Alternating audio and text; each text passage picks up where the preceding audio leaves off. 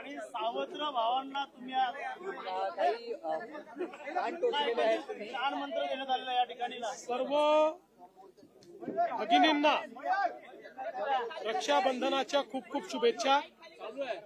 रक्षाबंधन हे बहीण भावाच्या पवित्र नात्यातलं एक अतिशय महत्वाचा असा क्षण आहे आणि केवळ बहिणींचीच नाही तर या निमित्ताने आपल्या भारत मातेच्याही रक्षणाची आपण सर्व लोक संकल्पना करत असतो आणि म्हणूनच या पवित्र दिनी सर्व आमच्या लाडक्या बहिणींना मी मनपूर्वक शुभेच्छा देतो।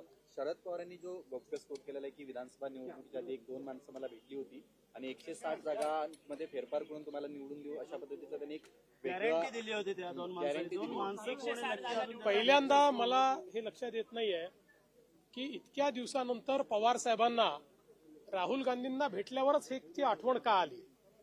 इतके दिवस ते बोलले नाहीत आणि आज अचानक बोलले। राहुल गांधी ज्याप्रमाणे सलीम जावेदच्या कहाण्या तयार करून त्यांच्या स्क्रिप्टवर त्या ठिकाणी रोज नवीन कपोलकल्पित कहाण्या सांगतायत तशा प्रकारची अवस्था पवार साहेबांची तर झाली नाही ना। कारण पवार साहेब अनेक वर्ष राहुल गांधी जरी ईव्हीएम बद्दल बोलत होते तरी देखील कधी बोलत नव्हते। किंबहुना पवार साहेबांनी स्पष्टपणे अनेक वेळा भूमिका घेतली की ईव्हीएमला दोष देणं हे अयोग्य आहे आणि आता अचानक मला असं वाटतं की अशा प्रकारे जे काही पवार साहेब बोलले आहेत राहुल गांधींच्या भेटीचा परिणाम दिसतोय आणि म्हणून रोज खोटं बोलायचं आणि पळून जायचं असे पळपुटे लोक आहेत।